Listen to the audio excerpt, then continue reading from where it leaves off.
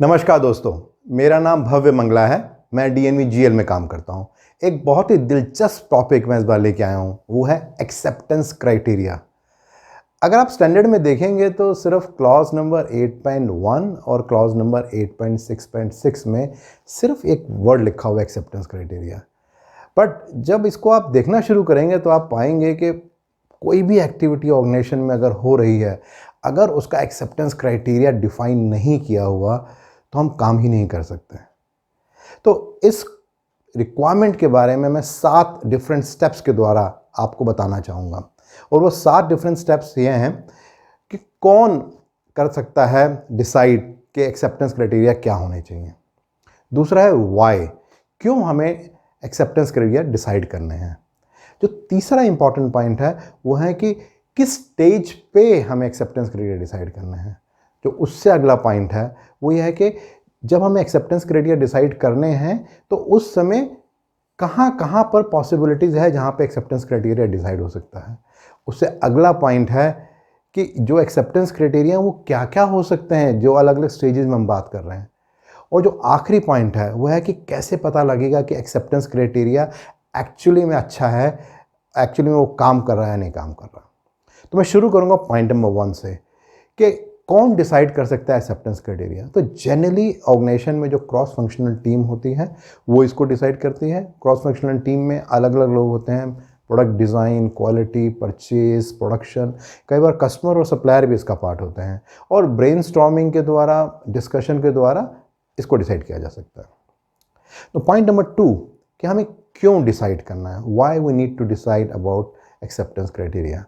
तो उसका जो पहला रीज़न है वो ये रीज़न है कि हमें ये अंडरस्टैंड करना है कि किस तरीके से लोगों को कम्युनिकेट करना है कि जो भी वो काम कर रहे हैं उसकी क्या गाइडलाइन है। तो उसके लिए बहुत ज़रूरी है कि हमें कोई एक्सेप्टेंस क्राइटेरिया डिफाइन करना है। से फॉर एग्जांपल एक पेंटेड कंपोनेंट है और एक ऑपरेटर है जो उसको चेक कर रहा है, तो उसे कैसे पता लगेगा कि वो इसको पास करे या फेल करे। तो एक्सेप्टेंस क्राइटेरिया हो सकता है in terms of limit sample कोई होगा, कोई मास्टर सैंपल होगा जिसमें कलर, शेड, टेक्सचर होगा, जिसके बेसिस पे ये डिसाइड हो पाएगा कि मुझे इस पेंटेड कंपोनेंट को पास करना है या फेल करना है।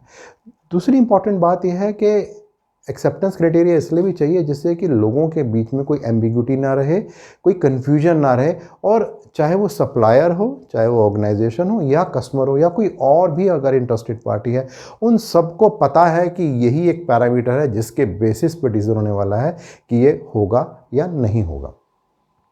अब इससे अगला सवाल ये आता है कि कब हमें एक्सेप्टेंस क्राइटेरिया डिसाइड करना है। तो ऑर्गेनाइजेशन के अंदर अगर हम देखेंगे, अगर जब नया डिज़ाइन एंड डेवलपमेंट होता है उस समय एक्सेप्टेंस क्राइटेरिया डिसाइड किया जाता है। अगर कोई मेजर कस्टमर रिजेक्शन आ जाती है, कोई वारंटी ज़्यादा आ जाती है, रिकॉल आता है, उस समय भी एक रीज़न होता है। अगर ऑर्गेनाइजेशन के अंदर इंटरनल रिजेक्शन बहुत ज़्यादा बढ़ती जा रही हैं तो वो भी एक क्राइटेरिया हो सकता है इसको डिसाइड करने का। और ओवरऑल जो सबसे इंपॉर्टेंट रीज़न है, जिस समय भी हम प्रोडक्ट और प्रोसेस का डिज़ाइन करते हैं उस समय हम सोचते हैं कि हमें एक्सेप्टेंस क्राइटेरिया को डिसाइड करना है। नो, इसके बाद जो अगला क्वेश्चन आता है वो ये आता है कि किन किन स्टेजेस पे एक्सेप्टेंस क्राइटेरिया डिसाइड होगा।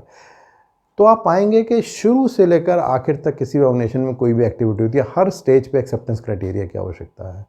जिस समय हम प्रोडक्ट को डिज़ाइन करते हैं उस समय इसकी आवश्यकता है। जिस समय हम स्पेशल कैरेक्टरिस्टिक्स आइडेंटिफाई करते हैं उस समय भी इसकी आवश्यकता पड़ती है। इसी तरह से आप देखेंगे जिस समय इनकमिंग इंस्पेक्शन का स्टैंडर्ड हम बना रहे हैं, इन प्रोसेस इंस्पेक्शन का स्टैंडर्ड बनाते हैं, फाइनल इंस्पेक्शन का स्टैंडर्ड बनाते हैं, कैलिब्रेशन किस तरीके से करनी है उसका स्टैंडर्ड बनाते हैं, एचआर की क्या क्या एक्टिविटीज़ होनी चाहिए उसके लिए कोई एक्सेप्टेंस क्राइटेरिया, इंटरनल ऑडिट की जो रिपोर्ट है उसका एक्सेप्टेंस क्राइटेरिया। तो आप पाएंगे हर स्टेज पे हमें एक्सेप्टेंस क्राइटेरिया डिफाइन करना है। अब जो अगला क्वेश्चन आता है कि क्या क्या पॉसिबल एक्सेप्टेंस क्राइटेरिया हो सकते हैं किसी भी ऑर्गेनाइजेशन में। तो अगर कुछ एग्जांपल मैं आपको देना चाहूँ तो जब एमएस स्टडी होती है तो उसके अंदर 3 अलग अलग कैटेगरीज होती हैं फॉर रिपीटेबिलिटी एंड रिप्रोड्यूसिबिलिटी के रिजल्ट के लिए, कि 0 to 10, 10 to 30 and 30 to above। तो ये एक एक्सेप्टेंस क्राइटेरिया है। अगर हम स्टैटिस्टिकल स्टडी की बात करें तो वहाँ सीपीके और पीपीके के द्वारा हम 1.33, 1.67 और इस तरह के अलग हम एक्सेप्टेंस क्राइटेरिया डिसाइड करते हैं। जब नया एक प्रोडक्ट डेवलप हो रहा था तो पीपैप स्टेज में उस समय भी हम डिसाइड करते हैं कि क्या बेसिस होगा during prototype, pre launch and production, जिसके बेसिस पे हम डिसाइड करेंगे कि हमें प्रोडक्ट को एक्सेप्ट करना है या हमें उसे एक्सेप्ट नहीं करना है।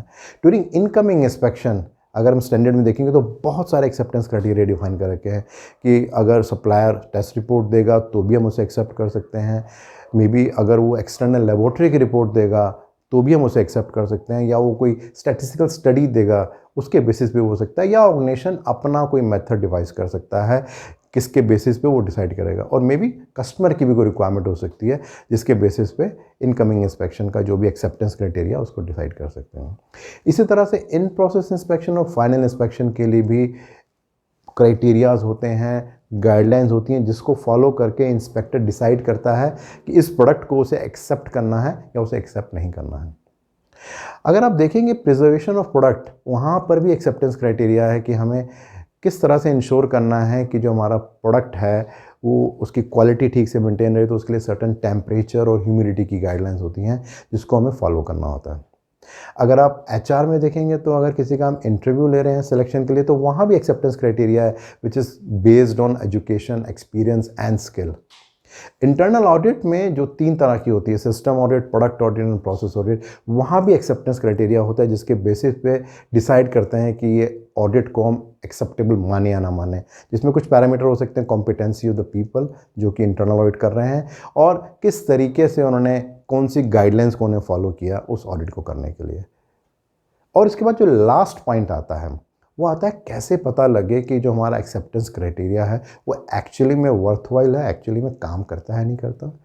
तो उसके कुछ पैरामीटर हो सकते हैं जिससे हमें पता लगेगा, जैसे कि सबसे इम्पोर्टेंट बात तो यही है कि अगर उससे कस्टमर की सेटिस्फेक्शन में कुछ इम्प्रूवमेंट हो रही है तो वो एक क्राइटेरिया है कि हाँ यस वाकई ये एक्सेप्टेंस क्राइटेरिया काम कर रहा है। अगर कस्टमर एंड पे रिजेक्शंस कम हो रही हैं वो एक और इंडिकेटर है इस बात को इंडिकेट करने के लिए।